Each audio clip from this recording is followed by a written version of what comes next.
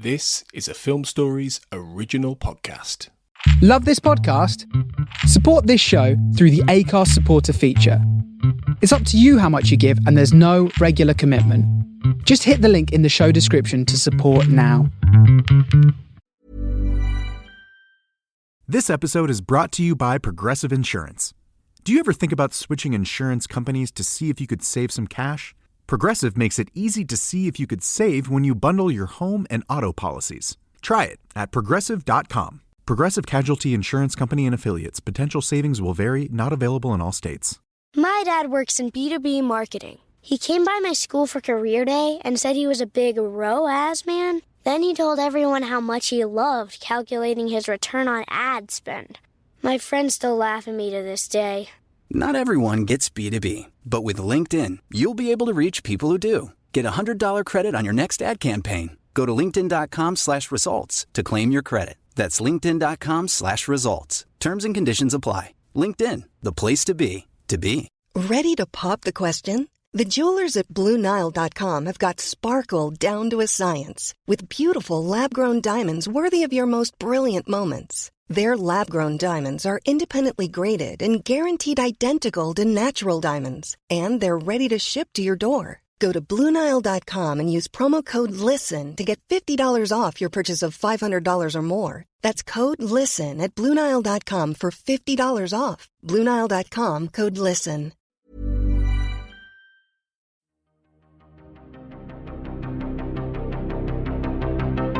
This is Writers on Film, the only podcast dedicated to books on cinema.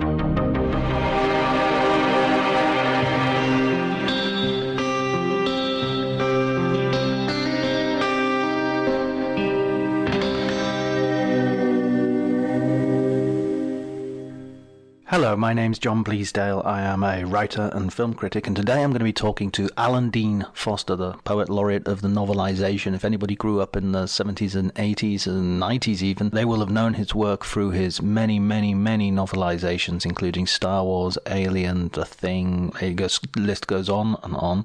He's also an accomplished writer of original science fiction and fantasy, and more recently he has written his autobiography entitled The Director Should Have Shot You, which is a fantastic inside look into the book trade and the peculiar art of transforming screenplays into works of literature, which entrance people like the young John Bleasdale, who flicked through many a copy. And in fact, my love of films and my love of books and the way they interact, a lot of that is down to Mr. Foster. So it's a really good conversation. I really hope you enjoy it. If you do enjoy it, I mean, it would be rude not to spread the word and let other people enjoy it as well. So if you could like and subscribe, if you could retweet or like on Facebook or do whatever you can, that would be greatly appreciated by me and by Alan Dean Foster, I'm sure. You can also follow me on Twitter at drjonty, DRJONTY. But before you do any of that, please enjoy the conversation.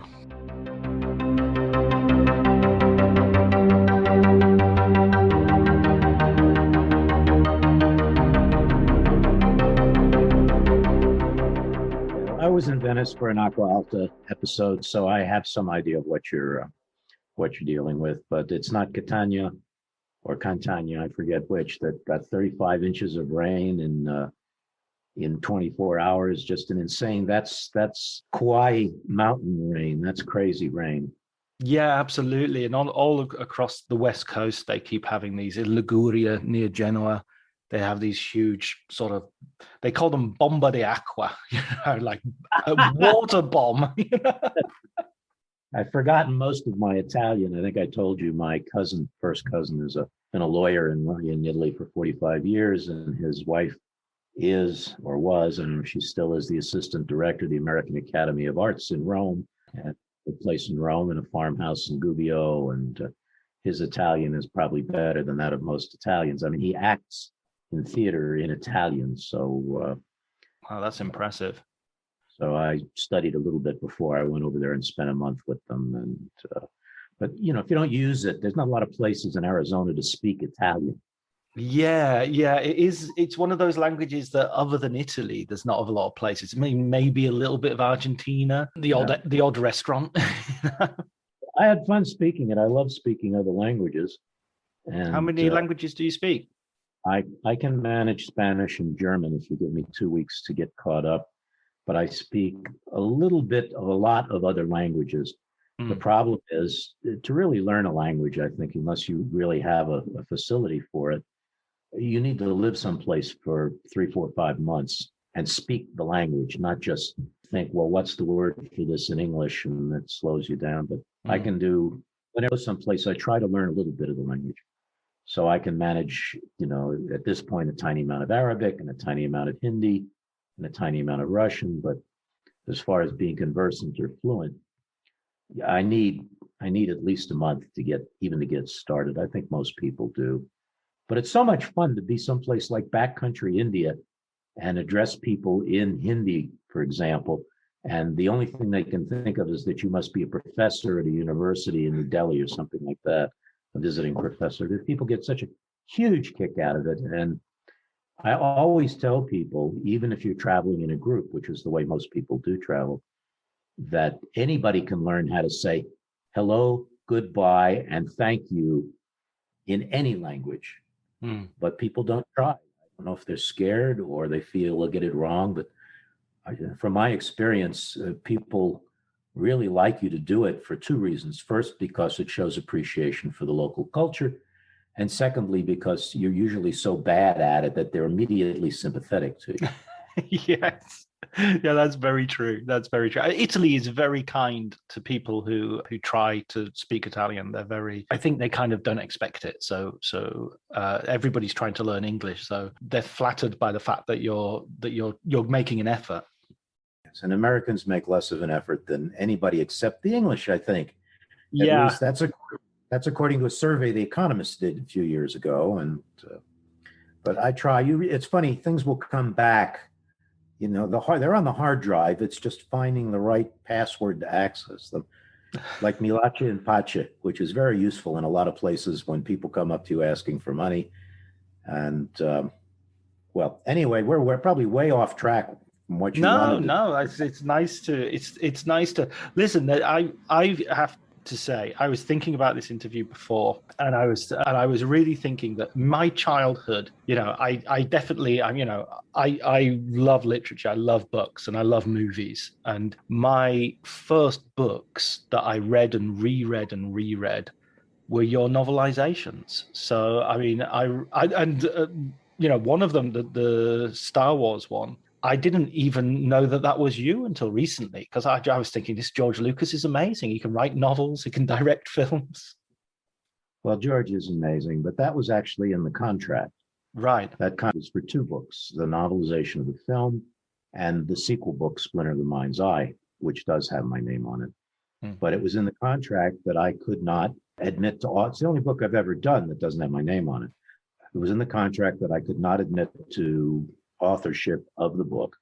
And this went on for a number of years, requiring me to lie baldly to the faces of many people, including relatives and close friends, some of whom who picked up on my writing style, which I didn't even know I had a writing style, but apparently I did. And time went by, and then the first large book on George's work came out, called Skywalking: The Life and Times of George Lucas by Dale Pollock, in which the book inadvertently mentions that I did the novelization, at which point it seemed kind of silly to continue denying it. And my agents got a release from Lucasfilm saying, yeah, you can go ahead and say it. And of course, it's now in various versions of books on the book. It hasn't been a secret for decades, but right at the beginning, for about 3-4 years, it was. Why was that? Was it just, they just wanted it to be ghostwritten and, just his name on it? Or was there any particular reason? Well, nobody ever gave me a reason, but what I surmised was George had put his heart and soul and money and a big chunk of his life into this film, and it was his story, and he wanted his name on his story, which never caused me any problems whatsoever. I've had other people ask me to ghostwrite books. I've just never done it. but it certainly didn't bother me then. It doesn't bother me now. Everybody knows now anyway. No, nobody told me, but I suspect that was the reason. It was like, this is a big chunk of my life here, at least it was at that point, and it's my baby and my universe and my story, and I want my name on all of that, and that's fine. I perfectly understand that. I would be the same way, probably. And you were, you started out, because I've finished your great title, by the way, for your book, The Director Should Have Shot You. That's if you finish the book, then you know where the title comes from. Yes, it's because of a certain knack you have for answering questions honestly. Yeah, that's why I don't work much in Hollywood and politics. But I'd love you to sort of give us a little bit of your background. I mean, I already know it now that I've read the book, but for our listeners, of how you got into novelizations specifically. I was supposed to be a lawyer, but my senior year at UCLA, when I was finishing up a bachelor's degree in political science, I needed a certain number of credits to graduate. They could be in anything. I just needed credits. And I discovered the film department at UCLA, which is one of the 3 great film departments in the United States. Right. And I found out I could get credits for watching movies. What a great system this is. I can go in, I can take something like the history of American film, 1920 to 1930, watch Buster Keaton for 3.5 hours. The professor talks for 20 minutes, 4 units, same as 4 units of physics. So I started taking a lot of film history courses. And while I was doing that, they also had film and television writing courses. I'd always been a very facile writer. I was probably the only kid in my high school that looked forward to essay tests. So I thought, well, I'll take a writing course and see how that goes. And I did very well in it and was lucky enough to be noticed by an instructor named Larry Thor, who came to me after the first week's assignment was turned in and said, you can write, which nobody had ever said to me before, really, not certainly like that. He said, here's the assignment for the rest of the semester. Go home and write. If you need any help, come in. Well, this was a wonderful system. So I spent a lot of time at home and a lot of time watching movies, and it all worked out very well. I took some more writing classes, some with Larry, a number with other instructors, and decided, maybe this could turn into something. I'd been admitted to USC Law School, but I thought maybe I'll just try. I won't happen, but I'll try to get into the UCLA graduate film writing program. And much to my surprise, I did. So I went to my parents, who expected me to go to law school, and said, look, I'm gonna go to UCLA graduate film school for a year and 2 semesters and get a Master of Fine Arts, if I can, in writing, in film writing. And they kind of looked at me askance, but they were very supportive. And I told them, I said, if this doesn't work out afterwards with an MFA and a BA from UCLA, I could probably get in any law school in the country. Right. What happened was, while I was at UCLA for those 5 consecutive semesters, because an MFA is essentially a 1.5-year degree, I sold a couple of short stories. I thought, well, I'll try some prose and see what happens. And I thought to myself, this is a lot more fun than getting up early in the morning and putting on a suit and a tie and looking up precedents for the rest of my life. Let's see what happens, see what I can do for a year. Let's see what happens. I got a job in a small firm called Headlines Inc. in Studio City, California, writing public relations. That was my first real job after little part-time jobs. Didn't pay much, but as a single guy, I didn't need much. I found a cheap apartment at the beach in Santa Monica when it was possible to do such a thing. Right. And then I got a part-time teaching job, teaching film history and writing at Los Angeles City College, a 2-year school at night, and my days were essentially free. So I had saved a little money from the public relations job and from other sources. And I told myself, I'm going to take a year. You've got all day to write if you want. See what happens. Doesn't work out, you go to law school. And I sold my first novel. And I got a $1,500 advance. That was to Ballantine Books. And everything just worked out. Sometimes your life hinges on very small decisions. And I decided to take the try. If you don't try, you never know. And in my case, it worked out. And your first novel was original science fiction, right? That's right. It was an original novel called The Tar I'm Krang. Hmm. And was published, as I said, by Ballantine. Betty Ballantine, who at that time was the head of the science fiction fantasy line there, immediately asked me for a sequel. I wrote a book called Blood Hype, which turned out to be not quite a sequel. Then Betty and Ian Ballantine, who essentially started the mass market paperback publishing business in the United States, moved on to other projects. They wanted to do fantasy and Western and other art books, glossy art books. And a gal named Judy Lynn Del Rey, a very remarkable woman, took over editing the science fiction line at Ballantine Books. Her husband, Lester Del Rey, a noted science fiction writer, took over editing the fantasy line. Both lines were combined, were named Del Rey Books, which they are to this day. And Judy Lynn bought a book of mine called Ice Rigger. This was my third original novel. I will answer your question, actually. And that Weight loss. It needs to be fast and sustainable. Noom GLP-1 starts at just $149 and ships to your door in 7 days. Take it from Clevassier, who lost 35 pounds on Noom. It's a psychological thing, too. Noom is teaching me the habits so I do not have to be on weight loss meds forever. $149 GLP-1s? Now that's Noom smart. Get started at Noom.com. Real Noom user compensated to provide their story. Individual results may vary. Not all customers will medically qualify for prescription medications. Compounded medications are not reviewed by the FDA for safety, efficacy, or quality. My dad works in B2B marketing. He came by my school for career day and said he was a big ROAS man. Then he told everyone how much he loved calculating his return on ad spend. My friends still laugh at me to this day. Not everyone gets B2B, but with LinkedIn, you'll be able to reach people who do. Get a $100 credit on your next ad campaign. Go to linkedin.com/results to claim your credit. That's linkedin.com/results. Terms and conditions apply. LinkedIn, the place to be. book sold extremely well. Well. At the same time, someone at Ballantine or Random House had bought the book rights to a really, really awful Italian film called Luana, which is essentially a female Tarzan film, except the main character is only on screen for about 5 minutes, and the rest of it is stereotypical white hunters tramping through the jungle, having various encounters and adventures. Judy Lynn knew I had a degree in film writing from UCLA, and she said, somebody else bought this. Do you think you can make a book out of it?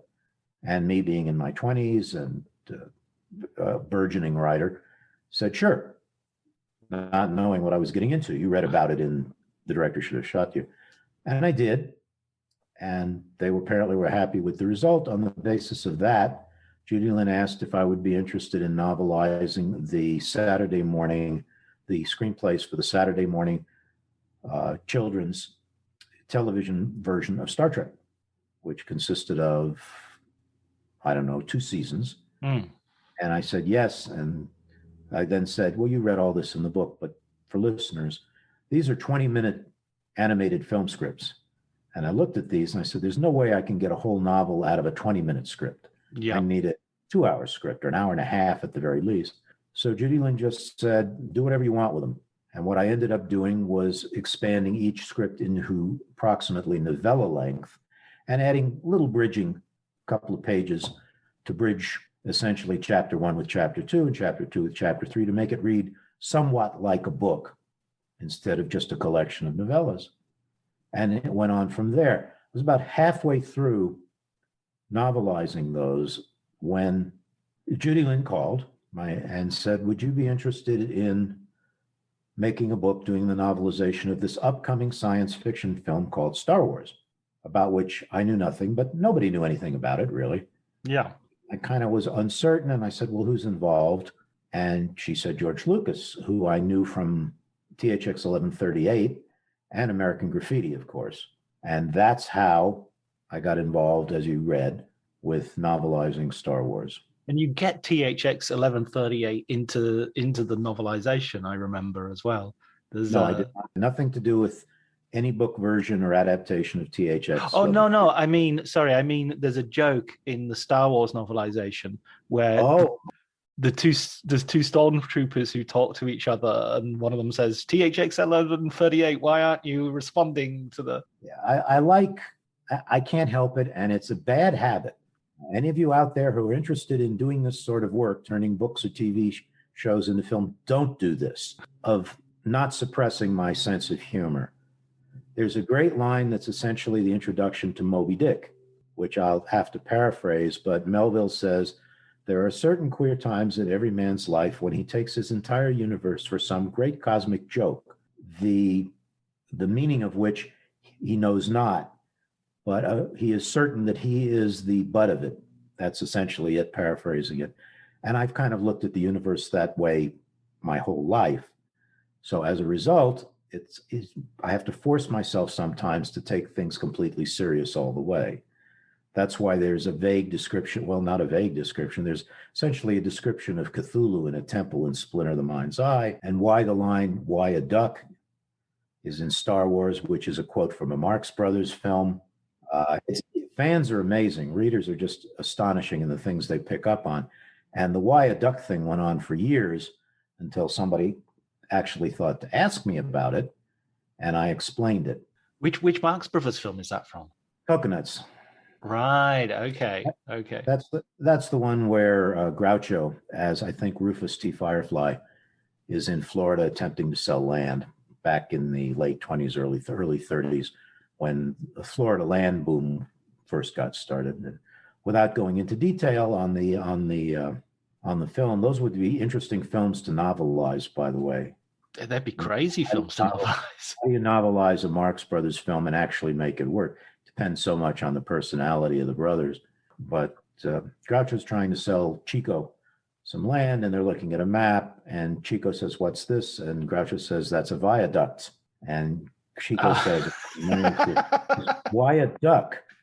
And of course, Groucho, it goes on in typical Marx Brothers fashion, and the amount of laughs they can extract from a single line essentially is just astounding. I once saw Animal Crackers, of talking about film history classes at UCLA, with an audience of senior and graduate students essentially. You never heard so much laughter in your life, because this is way before the internet. It's actually before VHS tapes, and nobody had seen the film on television hardly, and people were falling in the aisles for a 1930 film. It was a wonderful thing to see. That's the film in which Animal Crackers, in which Groucho does his signature song, "Hooray for Captain Spaulding," and the great lines. Last night I shot an elephant in my pajamas. How he got in my pajamas, I'll never know. If we start quoting Marx Brothers, we'll never escape. No, I'm sorry. It's okay. We'll never escape the gravitational pull of just that fun. I do that a lot, but I'm sorry. Go ahead. No, it's great. It's great. I think there's I've shown my classes sometimes, especially things like Chaplin and Buster Keaton. And at the beginning, there's this sort of like groan of, oh, it's silent and it's black and white.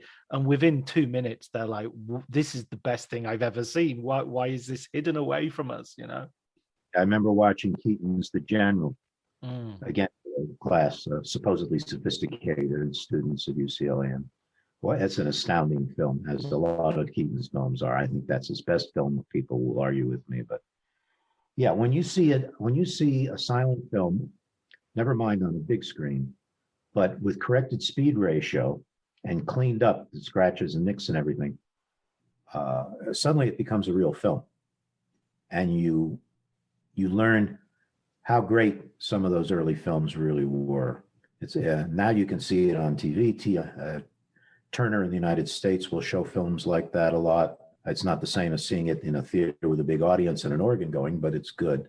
And it's wonderful that we have that. There are also on YouTube a number of channels where film buffs essentially have gone back and taken extremely old footage, like Lumiere footage. You can look at scenes from the Paris Expo of 1900 in the proper ratio, where people actually walk around looking normal. And then these same people go ahead and add color and sound effects. And there's some remarkable stuff out there if you want to look for it. Yeah, it's really cinema as a time machine, isn't it? That sort of it is ability to look back in a window in the past. So when you start writing novelizations, and your big major one is to begin. I mean, I'm assuming that the Italian Jungle Book didn't. I don't imagine it sold a lot of copies, or how did it perform?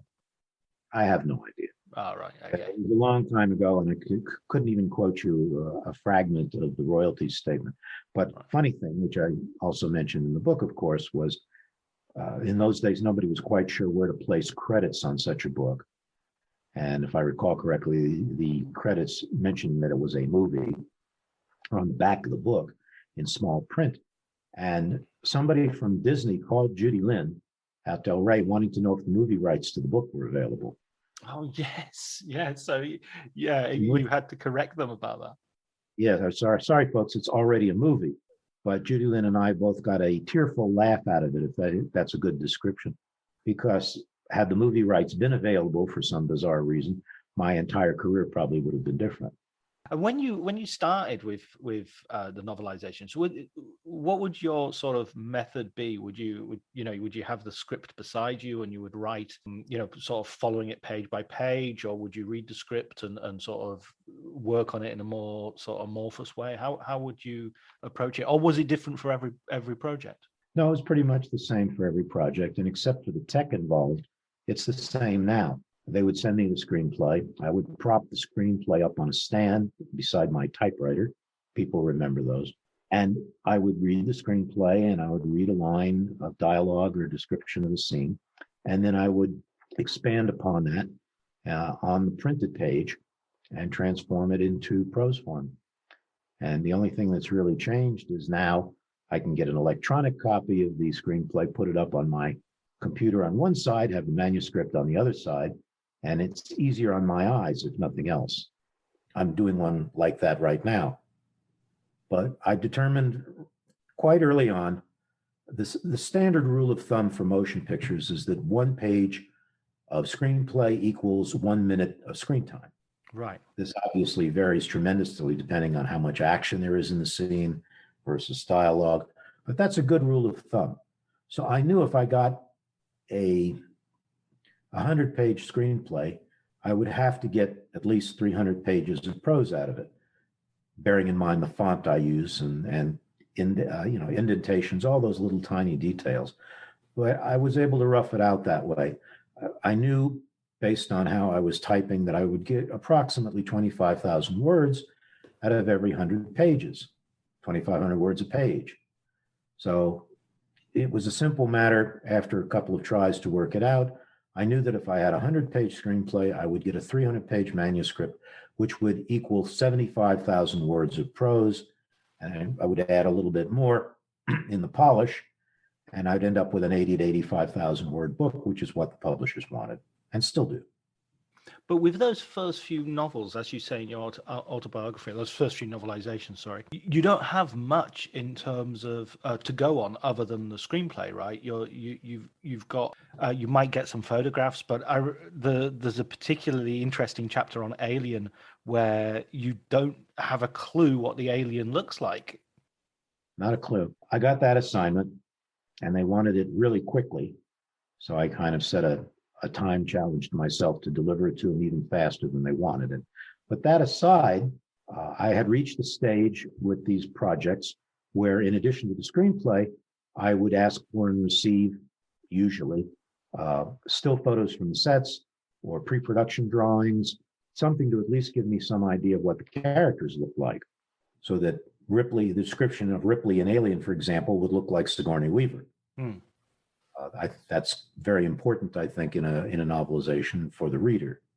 So I got all this material. I got a package from Fox, no internet still, of course, and went through it all. And there were some nice 8x10s in there, and I think some contact sheets, if I remember correctly, and the screenplay, of course. And I'm going through all of this.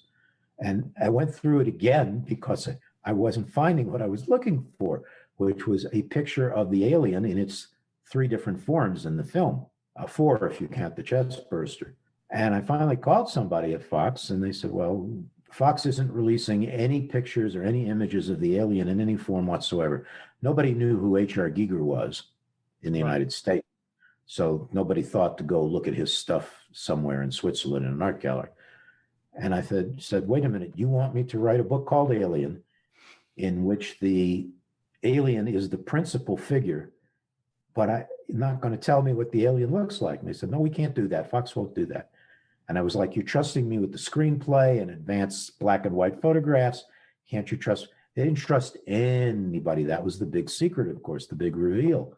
But I felt that they could have trusted me with it because I could have gone and mimeographed, copied the entire screenplay, and sent it out to 50 different people if I was that sort of person. And they wouldn't do it. So if you read the book version of Alien, there is no description of the alien in any form in the book, except the face hugger. That I remember now, that they did kind of send me a picture of. So, and it's inaccurate because it's an early version of the face hugger. It has an eye, for example. Oh, right. Yes. Yeah. There's no eye in, because that came from a Giger drawing, if I recall correctly. So that was a tough job. Alien seemed to be a tough job all the way through. There seemed to be hiccups with each one you did. Like I remember when you wrote Aliens, you were disappointed that they decided to clean it up and sort of make it into like an airplane friendly version. Well, that was the Bowdlerization of the book version of Aliens was done post-submission. Right. And I didn't even know that they had done that until a fan wrote me and said, why'd you take all the swear words out of the book version of Aliens? And I didn't take any swear words out. I was true to the screenplay. I'm always as true to the screenplay as I can possibly be out of respect for the screenwriter. So I queried somebody at Warner Brothers and got a lower level functionary, if I recall, who said, well, somebody thought that they would sell more copies to teenagers and preteens if they took the swear words out. And as the writer, I was borderline apoplectic, even though it meant nothing to me financially or creatively. It's not my property. It's James Cameron's property. But this was bad. This was an insult to the screenplay. And it was also an insult to every teenager and preteen who read the book, as if they had never encountered these words before in their entire lives. So I felt badly for everybody, but I had nothing to do with that. That was done by somebody at Warner Brothers for a misconceived financial reason. And to the best of my knowledge, it still hasn't been restored. And there's no reason why it couldn't be fully restored. It wouldn't change anything in the plot or the characters or anything else. But these are space Marines, for crying out loud, and they don't talk like Sunday school teachers. So I felt bad for the fans. I felt bad for the readers. Yeah. I mean, I will have been one of those teenagers reading that book over and over again. I think I seem to remember reading that a lot. And I remember I still have a very fond memory of reading the Alien novelization, partly because you quote Joseph Conrad right at the very beginning. I had to. Yeah, well, there's Nostromo and Right. and I remember, again, it's one of those little, butterfly flaps its wings in Mexico moment where if I hadn't read that Joseph Conrad quote, would I have been quite so looking forward to reading something like Heart of Darkness when it came on the school curriculum? It's like, oh no, I know this guy. This is the guy who wrote the thing about Alien, But connections like that are wonderful. And that's a major reason why I do that sort of thing. Because if I can throw one line in a book or one word or something that will stimulate, hopefully, a younger reader to pick up something related to it just out of curiosity, then that's a good reason to do the book right there. There's a very good film version of Lord Jim, by the way, if you ever get a chance to see it on television, on cable or something, starring Peter O'Toole, no less. Right, yeah, I'm aware of that version, but I've never seen it. I should pick that up. It's a good film. You can argue how closely it follows the book. It's a Hollywood film, but I thought it was pretty good. And of course, O'Toole is marvelous. So you try to make these connections, help people make these connections, particularly younger people who might never have heard of Joseph Conrad until they picked up a copy of Aliens. Well, that's definitely me. I really honestly think that was the first time I'd ever seen the name, and I immediately thought, wow, what a cool quote, and we've got to read a bit more of this guy. So that was fantastic. And I mean, you really, during that early 80s period of, well, way into the 90s as well, you were cornering the market in sort of novelizations of sort of really classic sci-fi, what would become classic sci-fi. You did the novelization of John Carpenter's The Thing and Dark Star. And in your autobiography as well, you sort of met up with John Carpenter at a very early point in his career. Yeah, John's a very good guy who I think has been very badly treated by the film business. And he'll be one of those people who has university courses in his films after he's dead. Yeah, John and I met I was asked after I did Luana to do, in addition to Star Trek logs, Judy Lynn, again, had bought the rights to this film called Dark Star. I knew nothing about it. And she mentioned that it was the work of two guys who I knew nothing about, John Carpenter and Dan O'Bannon, who were film students at USC. And would I make this into a book? Again, and I, of course, said sure. And I ended up with a 75-page screenplay, 75 or 80 pages, if I remember correctly. And I thought, uh-oh, what have I gotten myself into? Where's the missing 30 or 40 pages? Well, then I found out this was essentially a USC graduate film project that John and Dan O'Bannon had managed to get financing for, to expand a little bit so that they could get a commercial release, and then John could join the Directors Guild and Dan could join the Writers Guild. Right. They'd have credit. And apparently they had a difficult time selling it. Student films don't get made into feature films very often. THX 1138 being an interesting example of one that did. So I'm reading through this screenplay, and it's basically about three guys on a spaceship talking about how bored they are. And you couple that with the short length of the actual screenplay, and it's like, what can I do with this? And the only place to go with that was inside the characters' heads and hugely expand on what they were thinking, because they weren't doing anything, they were thinking.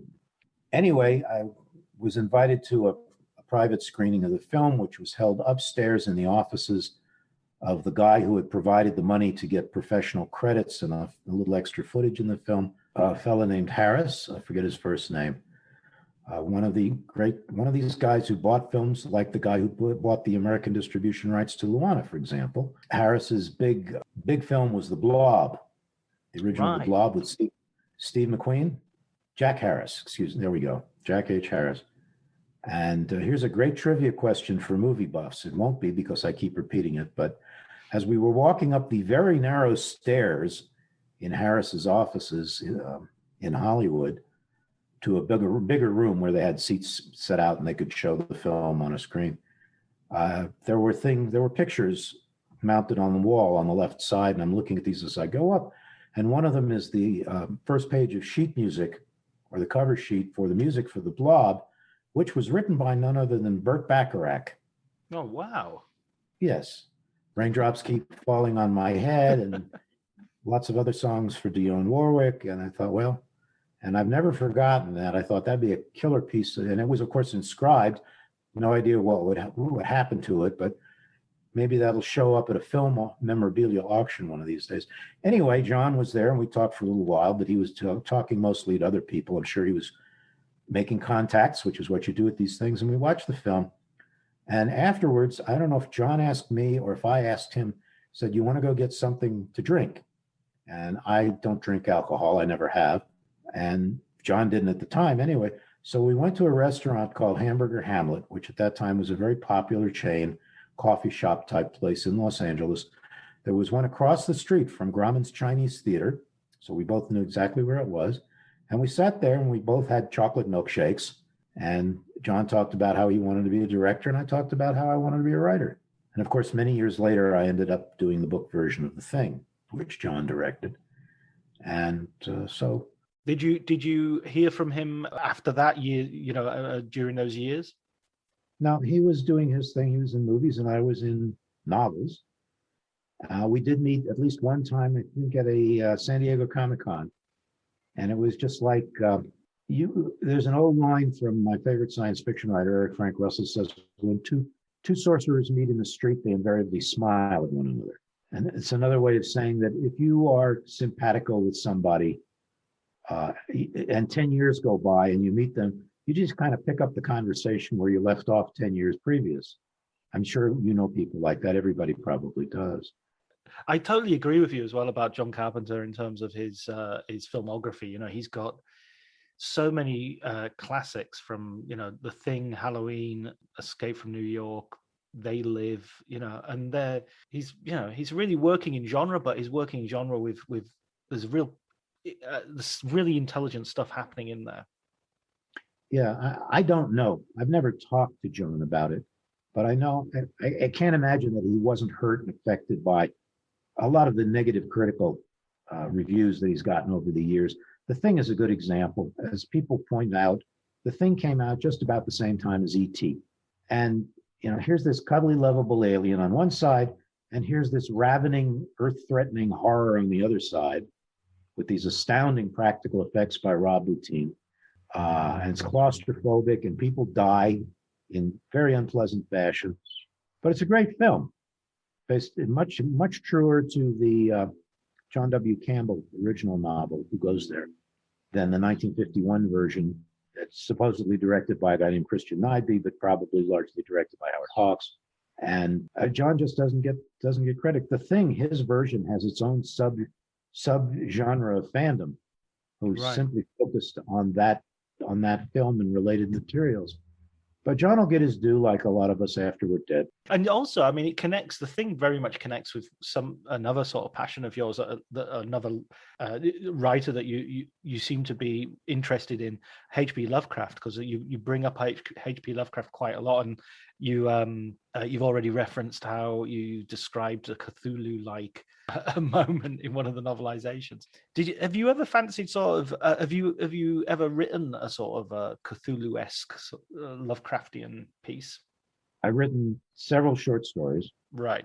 My very first sale was a Lovecraftian pastiche to August Derleth, who of course founded. Oh, of course, yes, August Derleth. Notes Concerning a Green Box, which is set in the library at UCLA, because I hadn't traveled much at that point. And you write what you know, so I knew the UCLA library. It was not my first published story, because the magazine that it was published in, the little magazine that Derleth put out, he only put it out twice a year. So my first published story was actually a story called With Friends Like These, which appeared in Analog, which came out monthly. But Derleth made the first purchase. I very soon thereafter did a novelette, also set in Southern California, called The Horror on the Beach, which found a very odd publication route, but which has since been reprinted in one of the anthologies of my short fiction. Many years later, I made a trip to the Ukraine. I was actually in London for a concert. The only time I've ever flown anywhere for a concert was for a performance of Harold O'Brien's Gothic Symphony, an extraordinary piece of music. And at the time, I was engaged in competitive powerlifting, senior powerlifting. And there was the first meet being held by this organization, Raw Powerlifting, in the Ukraine, in Odessa, was the weekend following the concert. So I thought, well, this is a really good opportunity to visit the Ukraine and do something while I'm there. So I went and walked around, enjoyed Kyiv, and went to Odessa and participated in the contest, got interviewed on Ukrainian television, of all things, and then went back to Kyiv, which most people pronounce Kiev, and had some time. And I thought, let's see if I can get to Chernobyl. And this was before the new containment structure had been put in place. It was under construction, but 2011 had not been put in place. And the only people they were letting visit Chernobyl were educators and researchers. Well, I instantly became an educator. Nobody asked to see my teaching credential from Los Angeles City College. And a bunch of us from all over the world got put on a bus, and we went to Chernobyl and had a little tour of Chernobyl, which was fascinating, of course. And later that became the inspiration, excuse me, for a short story called The Door Beneath, which is a Lovecraftian story set at Chernobyl. An obvious, people say, where do your ideas come from? That blending seemed to me an obvious one. I won't tell anybody not going to discuss the story, but it's a Lovecraftian story set at Chernobyl. I also was asked by a French company, small French gaming company, to write the story that would become the basis for a Lovecraftian game. This became a game called The Howling Words, with cards and artwork and much else. It was based on a novella that I wrote, and hopefully someday that novella, in its original form, without all of the changes and alterations and switch-arounds you have to do for a game, multiple player choices, to simplify it, will get its own publication. I'd like to see it published separately. I think there are enough fans of horror and Lovecraft where they would enjoy that, rather than in a collection of stories, because a long novella And I actually did expand it a little bit. It's now actually a short novel and not a novella. That doesn't belong in a short story collection because there's very little room for anything else. So we'll see if my agency has that. We'll see if somebody picks that up. I think it reads very well. I think it'd make a nice movie. It was designed as a game, but I think the protagonists are interesting and the locations are interesting. I think it would make a nice film. We'll see.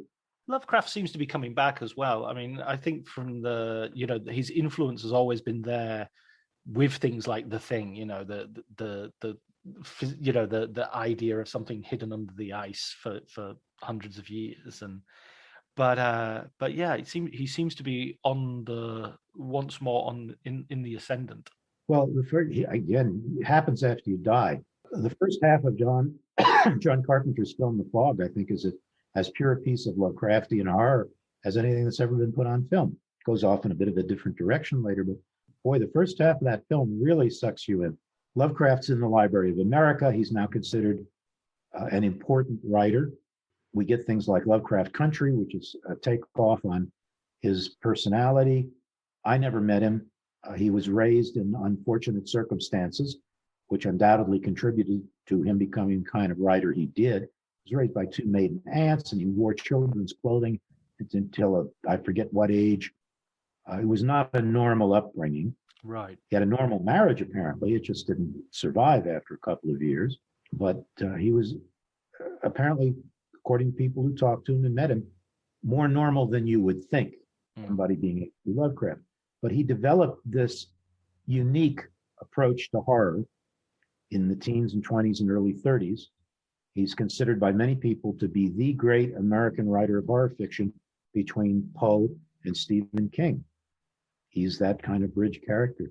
He had unfortunate viewpoints on things like race and religion, largely, I suspect, because of the way he was raised and the context in which he was raised. You can't excuse those, certainly, but you can explain them. For example, he expressed anti-Semitic views of Jews in his writing, but he married a Jewish woman. Right. I mean, it's hard to rationalize some of these things. So you kind of have to do with Lovecraft like a lot of people do with the composer Richard Wagner, who espoused similar views in the 19th century. You can put the music off to one side and enjoy the music and not enjoy the person. And Wagner was much worse in some of his views than Lovecraft. It's interesting to contemplate what would have happened to Lovecraft personally had he been able to travel more. He was very insular. He spent a couple of years in New York and made one trip to Quebec in Canada, but most of his entire life was spent in a very small part of Providence, Rhode Island, although he corresponded widely. I had a postcard from him that he wrote to Robert E. Howard, the creator of Conan, when he was in Quebec, and he sent this postcard to Howard. I donated it. It's in the Howard Museum in Cross Plains, Texas, because that's where that kind of thing belongs.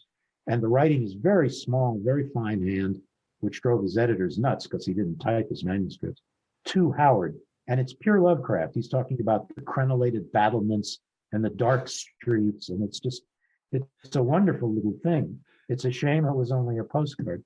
Robert Bloch, who wrote Psycho and a lot of great, mostly fantasy and horror stories, but some science fiction, and I were co-guests of honor at a science fiction convention in Tucson in Arizona.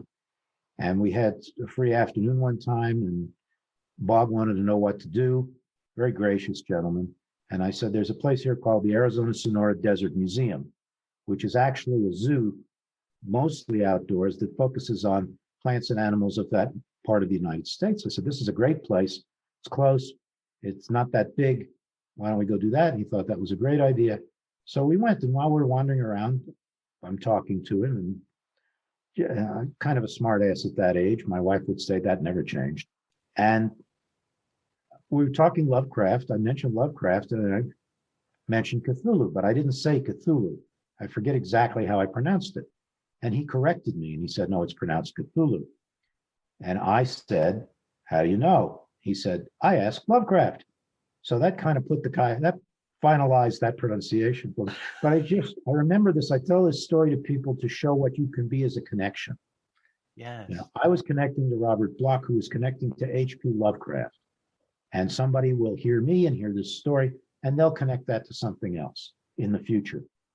And that's why when I started going to science fiction conventions, I tried to meet as many of the older writers as possible. So I would look up people like Edmund Hamilton and Lee Brackett and Daniel Gowie and Clifford Simak and Donald Wandry, who was a co-founder of Arkham House with August Derleth, because I knew these people wouldn't be around. And I've always been grateful that I had that opportunity to meet people like that and be kind of a transitionary person. One of the first conventions I ever went to wasn't a science fiction convention, was a teachers convention in San Francisco, which Del Rey sent me to. And I ended up on a panel with Robert Bloch, Fritz Leiber, a fellow named E. Hoffman Price, who may be unfamiliar to some of your readers, and L. Sprague de Camp.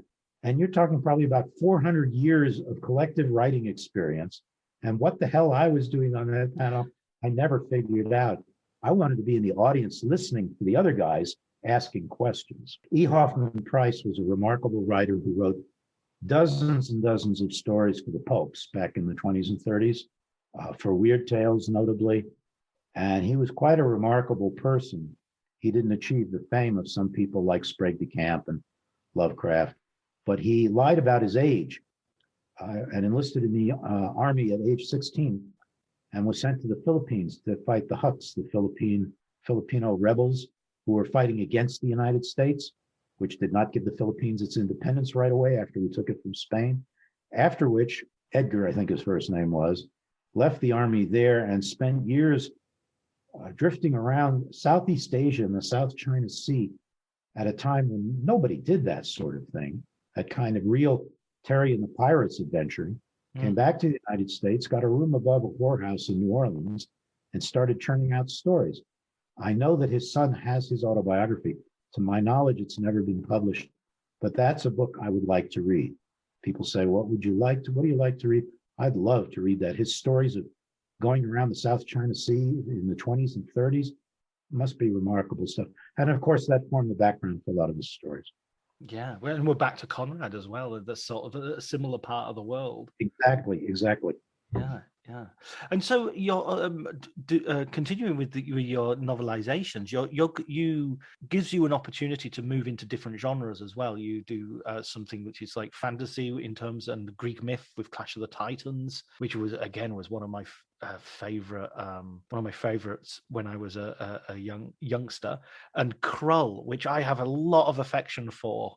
Well, the biggest problem with Krull, which was a big budget film with good people in it, was that and this is a common problem among people who don't read the genre that they're going to turn into film. The producers couldn't decide whether they wanted to make a science fiction film or a fantasy film. I think you can't really combine the two. It's very rare that you can do that in any meaningful way. There was a series of books back in the 40s, actually, stories by L. Sprague de Camp and another writer collaborating with him named Fletcher Pratt, called The Incomplete Enchanter Stories, where they attempted to do fantasy with rigorous logic and mathematics. But you can't really combine fantasy and science fiction. They're two different things. The closest you can come now is something like what they call science fantasy. Star Wars, for example, is not science fiction, it is science fantasy. It has all the trappings of science fiction, but there is very little, if any, attention paid to science. It's weird that Star Wars doesn't have like any wheels, and their computers are very sort of rudimentary. Well, it's very Flash Gordon-y, which was the same way, which was George's original intention, of course, was to do this adventure in space full of daring do and the hero's journey and all that. And no attention really was paid to the science. Everything just happened to support the story. So you have a main weapon, the lightsaber, which is a terribly impractical weapon, which I would never dare to try and use because you would probably cut off your own foot before you hurt your opponent. And you have little tiny starships, which can make multi-light year jumps in seconds. don't look like, they look like World War II fighters, which is the idea. It's changed somewhat subsequently, but it wasn't important in the beginning. I always wonder where the fuel tanks are on those little tiny, I mean, if you were using, well, you see where I'm going with this, and it's not to rag on Star Wars. This has all been talked about for decades, but there essentially is no science in Star Wars, except what I was able to sneak in here and there in the book and in the novelization of The Force Awakens, which is a whole other story. Right. And sometimes they let you put those things in, and sometimes they don't. But I tried. I know it's science fantasy. I know the science is not important, but the science is important to me. And it's important to those readers who still think of Star Wars as science fiction and not science fantasy. Science fantasy is, after all, an awkward term. But I've written fantasy too, of course, very conversant with the differences. When people ask me, what is the difference? What do you think the difference is between fantasy and science fiction? I always reply, science fiction is the literature of the possible. Fantasy is the literature of the impossible. And I leave it at that. And if people want to go argue that, which they do, then that's my answer. That's my reply. I'm always happy to address specific instances of both. But I leave them alone. My last novel that was published, Madranga, is pure fantasy. There's no attempt to put any kind of science in it. I love them both. I love both genres. That's what I get from reading the book. Is you're so obviously a fan. You're a writer, you're a creator, but you're also a great fan of these genres. Well, that goes back to your question about how did I get started writing these things and why was I asked to write them? I think I bring to the table, when I do a novelization, the combination of, at least now, an experienced professional and the 14-year-old boy who was sitting in the back of the theater with his friends, loudly criticizing the crummy special effects on the screen. I'm still those two people. So if I run into something in a screenplay that I think is such an egregious contradiction, I will try to fix it without hurting the plot or the characters or anything else, in the hopes that these little bits and pieces here and there will make the story a little more comprehensible from a scientific standpoint, from a plot character standpoint. Sometimes, usually, in fact, the publishers leave it alone, especially if they have a lot of control over the final result. Sometimes the film people will get involved. Doesn't happen very often. To use fantasy, for an example, which I rarely get queried about, when writing Clash of the Titans, since you mentioned it, there are some aspects of the Greek myths in there that aren't really true to the Greek myths. And I try to bring those together and explain those and rationalize those as best I could in the book. And Warner Books, the publisher, left it completely alone.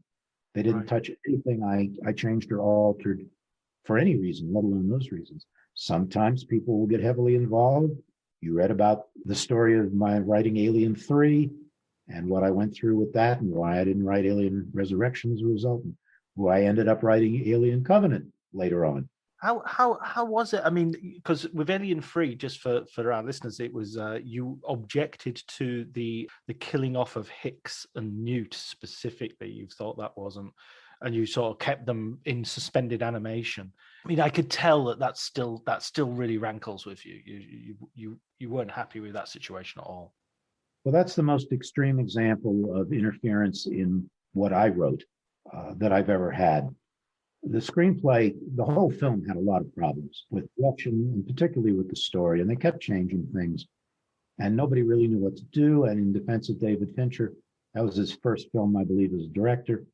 So there are a lot of reasons to excuse a lot of the things that happened in Alien 3. But the main thing was at the beginning, you have, in addition to Ripley surviving, you have Hicks and Newt surviving. There's actually a cut. They do a dissection of Newt, and the whole thing is an obscenity. And you can yell child exploitation if you want. There are a lot of things you can say about not just that scene, but it bothered me. There was no reason for Newt and Hicks to die. These are two of our favorite survivors. They survive, and then they're just killed off at the beginning of the film for no particular reason. It doesn't enhance the plot or move the plot forward any. So what I had to do was try to not have them killed off in a way that would not contradict the plot of the film. And as you mentioned, what I did was I had their capsules damaged to the point to where they could not be revived, but they could stay alive because the equipment to revive them from damaged capsules didn't exist on this prison planet. So they're there, they're not dead, but they don't interfere with the plot of the film at all. Ripley's capsule was not damaged, so she gets revived. And then she dies at the end too, which was wrong. There was so many things wrong with that film, again, for various reasons. I went through in the novelization, tried to fix as many of them as I could. Got a letter back after I turned in my manuscript. The letter came from Walter Hill, one of the producers, saying, you can't do this. You need to follow the screenplay exactly as written. I had never received this kind of letter from anybody involved with any film before. And as the letter went on to say, we think it will make for a better book.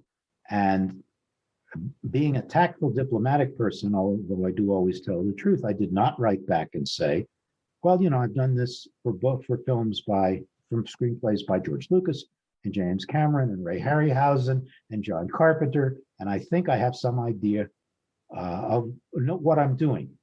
But I did not do that. You can't do that with a novelization because it's a work for hire. If you don't want to adhere to the rules of the game for writing novelizations, don't take the job. If you take the job, you have to follow the rules. So I had to go back and change all kinds of things and take out all sorts of things that I thought improved the story without contradicting the film, again, not just the Newton Hicks episode, and send it back in. And then when Warner asked me to do the adaptation of Alien Resurrection, I turned it down. Subsequent to which, I got a letter from the gal who did do it, A.C. Crispin, very short letter saying, Alan, why didn't you warn me? Many years passed. I was asked to do the novelization of Alien Covenant, plus originally a sequel novel, subsequently a prequel novel, both of which I did. My first question was, are the people who were involved with Alien 3 involved with Alien Resurrection? And the people at Fox told me, said, no, none of them. They're a completely new group of people, and Ridley Scott's directing it. Right. And I thought, well, there's two good reasons why I can justify doing this project. And I did. Subsequent to which, as you have read, the novelization of Alien Covenant went fine. There were discussions back and forth because studios get more involved with these things now. No real problems. But I was supposed to do a sequel, and I did a fairly elaborate outline of something I thought would be really good, expand on what happens in Alien Covenant, and serve as a nice sequel. But before I could get any further than the outline, they called me and said, no, we actually want a prequel to Alien Covenant. So I had to set this outline aside. Maybe somebody will read it someday. Maybe I'll get to publish it someday and do a prequel. So I thought, all right, I can do a prequel just as easily as a sequel. And they said, well, there's one restriction. So what's that? And they said, you can't use any aliens. We're back there again. We're back to the beginning. You want me to write a prequel to an alien film, but I can't have any aliens in it. But yeah, that's right. So I'm kind of back at Alien again, where they wouldn't show me pictures of the alien. Well, you can don't worry about that with this prequel because you can't use the alien anyway. So as a writer, I'm thinking, where can I go with this? And I went to the history of the company, Weyland-Yutani. Did a lot of research, did research into Japanese corporate culture. And of course, that's the Yutani half of Weyland-Yutani. And I had fun with it, but it was not an easy project because I can't just write a novel about corporate skullduggery. Somehow it has to tie into not just the Alien universe, but Alien Covenant. I did the best job I thought I could. There was a lot of commentary online when the book came out, like, this isn't an alien book. There's no aliens in it. And I'm just sitting there reading this stuff going, I'm sorry, guys and gals. It was not my call. I did the best I could with what I was allowed to have. And I'm very proud of the ending, actually, of the prequel novel, Alien Origins, Alien Covenant Origins, because I think it leaves much more room for the reader's interpretation of what happens next and subsequently to Alien Covenant, in fact, than the film does. And they left that in. So you win some, you lose some. You pick your battles as a writer, and you do what you can. I mean, in Prometheus, they sort of got rid of the alien as well. I mean, the first Ridley Scott sort of prequel was, it had things that were kind of like Aliens, but not exactly, and it sort of I think that's one of the weaknesses of Prometheus is it's just just do an alien movie. Okay. My take is that what often happens to big name writers and big name directors in film is that they suddenly have accumulated a lot of power to where they basically can call the shots on their project. They tend to get a God complex. And it's like, how can we work the deity into this film? I have an enormous amount of respect for Ridley Scott as a director. And this is a subject religion that he's obviously interested in. I mean, he made a wonderful film about the Crusades. But every time you bring supreme being into a story, whether it's Prometheus or some kind of analog for a supreme being, Prometheus, or Star Trek the motion picture, anything godlike, it suddenly puts, I think, the viewer, unless it's a direct film about a religion, puts the viewer at a distance. It's like, well, nothing that happens in this really matters because God's behind it, or some kind of a God is behind it. It's like you do a whole story, and then at the end, you find out it's the protagonist's dream. Right. It invalidates everything else that happens, and it removes free will from your characters. This happens. Superman shows up at the end of the film. Well, nothing that happened before matters because now Superman's here and he's going to solve everything. And I think this happens with a number of films, and it's. I don't think it's a good story idea, a good story element. But nobody asks me, so I'm asking you. Yes, I talk about it in interviews and on podcasts, and then I can give my opinion. Well, what do you think of the state of science fiction film and fantasy filmmaking at the moment? Because there seems to be a lot of stuff out there, but also, the comic book movies have to some degree bitten into that market. Well, comic book films are a separate genre, if you will, and again, much more like science fantasy than science fiction. It depends on the character, of course. And now how Iron Man's suit actually enables him to fly, there must be an awful lot of highly concentrated fuel in the heels of those boots. That's science fantasy. There's no way you can rationalize that. Stan Lee tried with a lot of his characters. He tried to at least give them some hint of validity from a scientific standpoint. Peter Parker doesn't just spin spider webs. He got bitten by a radioactive spider. Okay. There's something there. There's at least an attempt. Right. But still, you get a lot of science fantasy. That's fine. I don't know how long that's going to last. Nobody does, least of all the heads of studios. But they'll milk it for as long as they can because it's a business. It's always been a business. Right now, we're in the midst of something of a boom. I mean, we had, I'm sorry, I'm going to stop. You get great science fiction and fantasy films when you allow people who believe in the subject matter to make those films.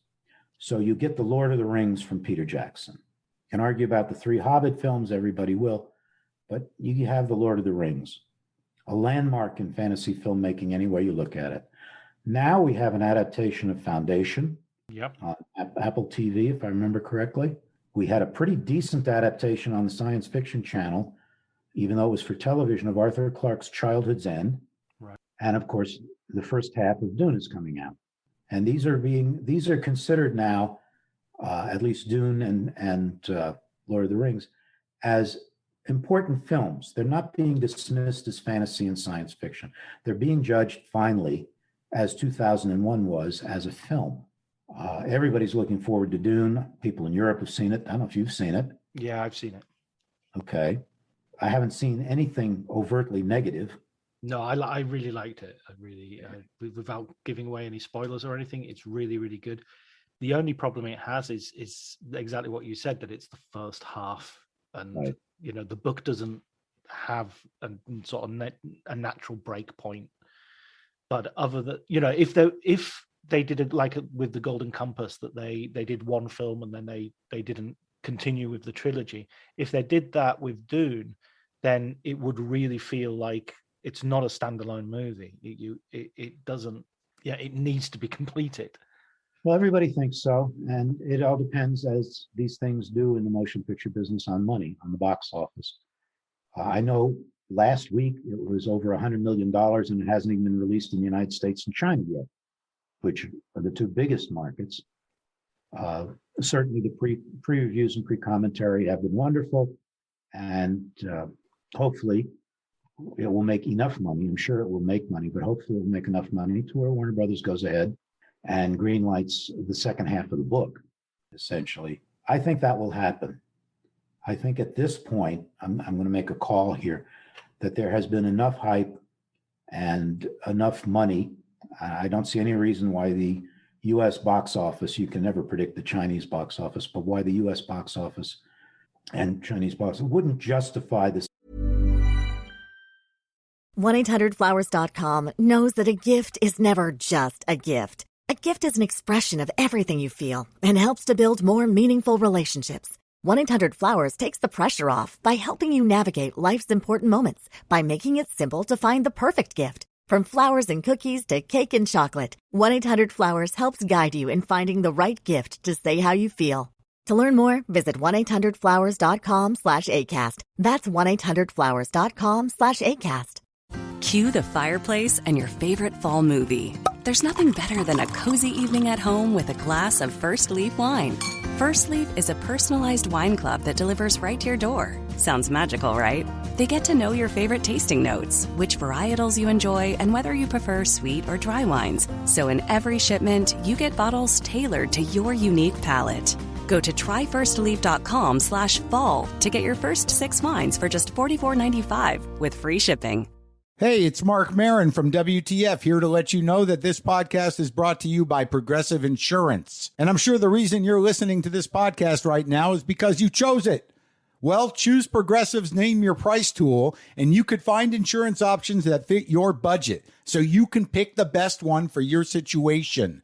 Who doesn't like choice? Try it at Progressive.com. And now, some legal info. Progressive Casualty Insurance Company and Affiliates. Price and coverage match limited by state law. Not available in all states. Second film, if for no other reason than that it has brought an enormous amount of prestige and good vibes to Warner Brothers films.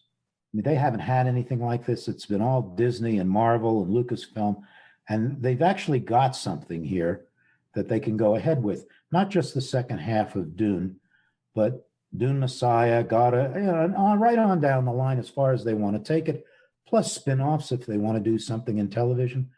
You see B'nai Gesserit, if I'm pronouncing that right. I never did get that for sure correctly. There's lots of spin-off possibilities here, which I'm talking like a studio person now, not a writer necessarily. Right. I think we will get at least the second half and possibly follow-up films as well. So you're optimistic about the science fiction, the current sort of state of affairs of science fiction then?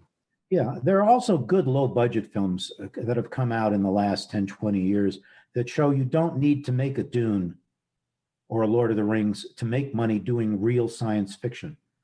Duncan, I think his first name, Duncan Bowie. Duncan Jones. Duncan Jones, thank you. I'm sorry, Duncan. Did a really fine little low-budget film called Moon, which is real science fiction. And we have the film from South Africa. District 9. District 9. Yeah. Again, and prior to that, there was a marvelous film called Dark City. Terrific film starring, of all people, William Hurt, Jennifer, thank you, and Kiefer Sutherland. Marvelous science fiction film done by the people who did The Matrix later on, some of the people. So you can do a low-budget science fiction film, do it well, and make money. And as the technology continues to improve, it becomes easier and easier to do elaborate special effects on very little money. So I'm really optimistic about that. Now that we've seen adaptations of Dune and Foundation, I'm hoping that the whole literature of science fiction, which is open to development as film and television, will draw more and more interest from the established studios as well as large independents, because you can do it reasonably now. There was a little film, Mimsy. It's a good example. Right. Based on a short story by Lewis Paget, which was actually Henry Kuttner and his wife, C.L. Moore, called Oh, Mimsy Were the Borogoves. Delightful little film. Didn't follow the story exactly. You do have to make some accommodations for the fact that this is film and not prose. I thought it had a charming feel to it and very nice little special effects within the budget that they had. And people can look that up. See, again, a fairly recent film done on a low budget. So yes, I am optimistic. I am certainly optimistic. What novel from the pantheon of science fiction would you love to see a movie of? Would you sort of like that hasn't yet been treated? Right. Well, there's so many out there. The short stories of Robert Sheckley, who I consider the greatest short story writer the field ever produced. Any one of his dozens and dozens of short stories that could be made into films. Ideally, there would be like the Robert Sheckley anthology series, where every one of his stories, and he did so many great stories. I mean, Watchbird from 1950 or 51 is essentially about autonomous drones. It's from 1950. Sheckley really was ahead of the curve on a lot of things. One of his short stories, novels, I think, The 10th Victim, was made into a film starring Marcello Mastroianni and Ursula Andress many, many years ago. Oh yeah, I've seen it quite recently. It's kind of crazy 60s. They run around. It's like they've got to murder people on television, and it's a reality game sort of thing. That's way ahead of its time story, ideal-wise. So Sheckley's story is certainly my favorite science fiction writer of all time, and it's just a personal choice, was a British writer named Eric Frank Russell. And not a lot of his stories would be suitable for adaptation. But there's one, and it'll probably never get made. The one I would like to see made is a story that I actually expanded into a novel at the request of Tom Doherty at Tor Books. It's called Design for Great Day, which is a far, far future story with a really important moral and storyline about war. I don't think that'll ever happen, but I would love to see that get made. And it wouldn't be as expensive as some of these other ones. But what I'd like to see get made is another story Russell did. The short story version, Plus X, was the highest rated story ever to appear in Astounding Analog Science Fiction. And it is a humorous science fiction story. And it basically only has one human character in the entire story. Right. Everybody else is an alien. And it's a prison escape story that gets kind of out of hand. And Mel Gibson, who has had his problems in Hollywood, would be perfect for it. You need somebody a little off kilter to be the one human in this story. But those are personal choices. Sure. No, absolutely. No, but it's fascinating to hear because you've got such a great depth of knowledge when it comes to science fiction. I mean, I consider myself a big science fiction fan, but yeah, there's a whole breadth of stuff out there to go into. I've been reading longer than you, but if people want to, in addition, there's so much stuff published now, new stuff all the time. People should go back, and some of this is probably available for free online. But if you go to used bookstores or you go to used book sites like abebooks.com, for example, there was a whole series of anthologies, big, thick, weighty anthologies that came out after World War II, late 40s, early 50s, because none of these stories had ever appeared in hardcover form. Authors didn't have single author anthologies of their work published, with very few exceptions like Arkham House or Fantasy Press, limited to press numbers. Some were edited by a fellow named Groff Conklin, the Big Book of Science Fiction, the book of science fiction, robot stories. And they gathered these stories, people with, as you say, knowledge of the field, from the magazines, the best stories, and put them in these huge anthologies. And you would have 40 or 50 short stories taken from all the magazines in one place. So look for the Groff Conklin anthologies, those of you who would like to see what science fiction was like when it was really getting started in the modern era. And also stories edited by Judith Merrill, Canadian, Best of the Year anthologies, and another series of stories, the year's best from Fantasy and Science Fiction magazine.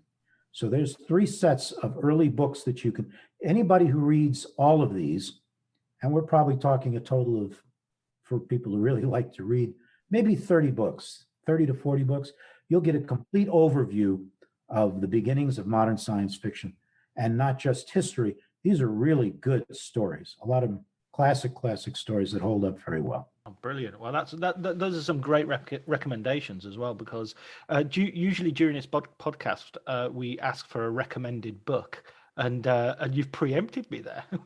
You've preempted me. Preempted you with a bunch of books, but exactly.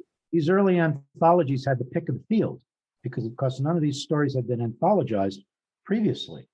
So the editors, Judith Merrill, Groff Conklin, and Anthony Boucher at the start with fantasy and science fiction, had the pick of the field. They could get only the best stories and eliminate a lot of the dross from the beginning. So these anthologies tend to read quite well.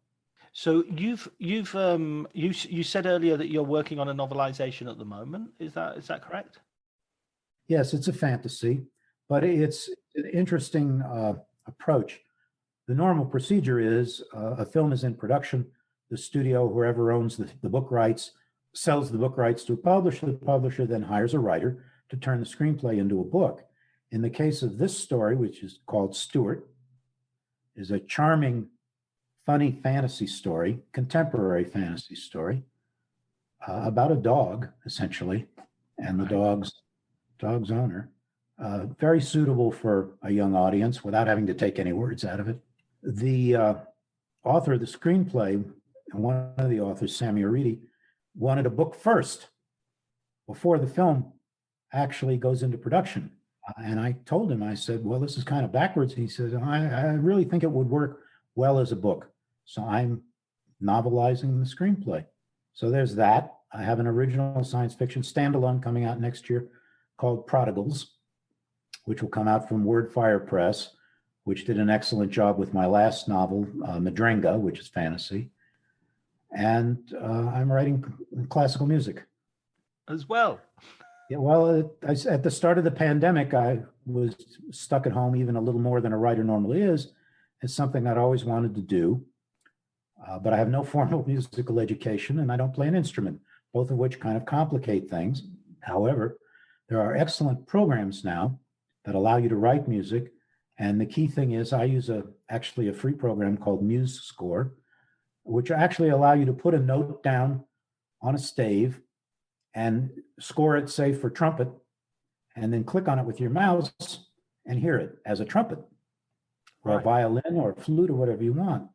And I found that after some work trying to learn the program, it was also teaching me music composition. And so I've written 4 symphonies and a number of short pieces, and I'm just having a great old time doing it. I wrote a symphonic poem to accompany Madringa, which was something I'd never been able to do before. Excellent. And do you find that sort of cross-fertilization really sort of, it helps you with the writing as well, maybe? No. That's the short answer. Unlike a lot of people who write prose or write music, the two of them don't blend seamlessly. I don't think of a musical theme that leads me into a story, and I don't start a book that suddenly starts me thinking about a theme for the orchestra. They are actually separate entities, which surprised me. I would have thought when I started writing the music that what you just said would be what would happen, but it's not. It seems to be separate in my mind. Not that I can't combine them, as with the symphonic poem and the book, but one didn't lead to the other directly, for example. If I ever sit down and write an opera, for which I've thought about, for example, then you would have story and music, obviously. Right, narrative would be involved. Right. What is the state of play in terms of novelizations at the moment? In terms of, I mean, when I was a kid, novelizations were our DVDs, they were our video cassettes, and now we have video cassettes and DVDs. Well, not video cassettes anymore, we have streaming and everything. Does that mean there are less opportunities for novelizations? Or, I mean, I'm very ignorant of the market, so it's... No, you essentially answered the question. Right. The first thing is to realize is, while there was definitely a boom in novelizations, pre-tape certainly, and also pre-DVD to a certain extent, because there were no alternatives if you wanted more of a story.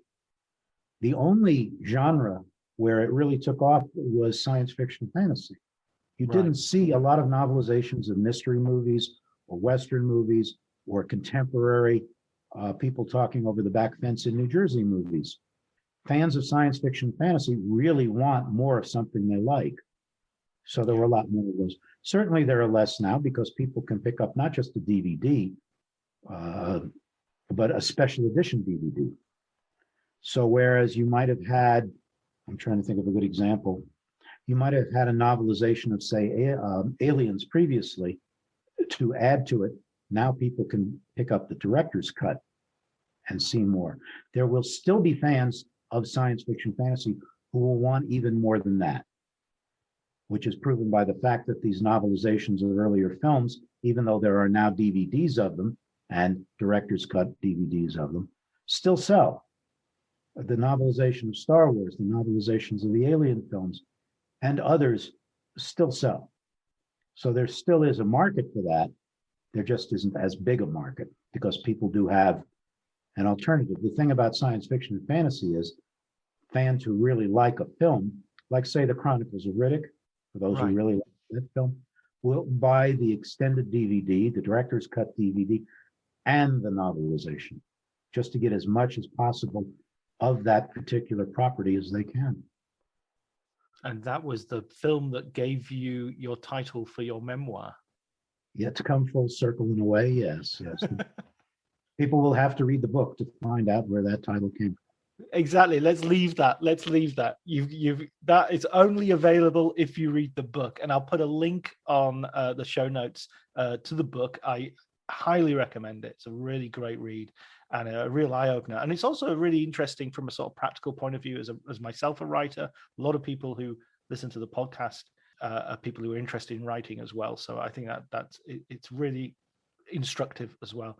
Thank you so much, Alan, for your time. I really, really appreciate it. It's been an absolute honor talking to you.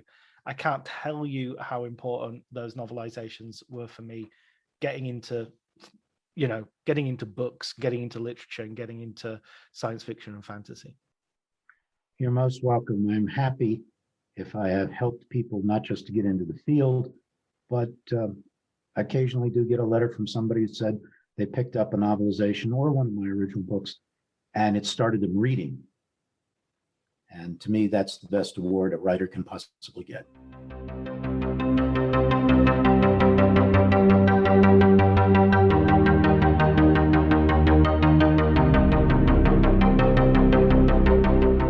So that was my conversation with Alan Dean Foster. I hope you enjoyed it. I certainly did. It was an absolute privilege and honour to meet one of my childhood heroes, I guess. It was absolutely brilliant and wonderful conversationalist, someone who knows so much about so much. And really interesting to hear someone as well who has lived and experienced and is that sort of connection between some of those legendary figures. His story that he told about Robert Bloch and H.P. Lovecraft was particularly interesting and inspiring, I feel. So even people who are listening to this and who are writers, I feel there were lots of gems in there. I hope you enjoyed it anyway. His recommended book was the collection of science fiction anthologies, which I hope you've all noted down. All that remains for me to do is to thank Elliot Atkins for doing the music, Ali Howard for the help of the artwork, and until the next episode, please take care.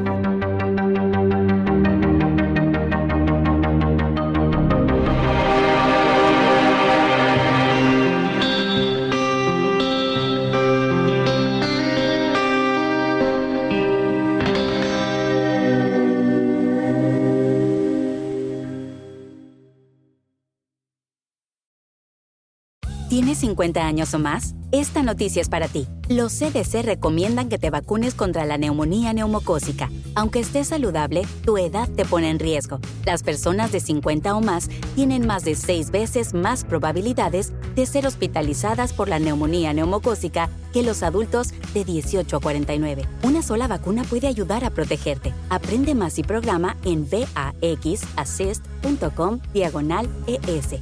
Patrocinado por Pfizer.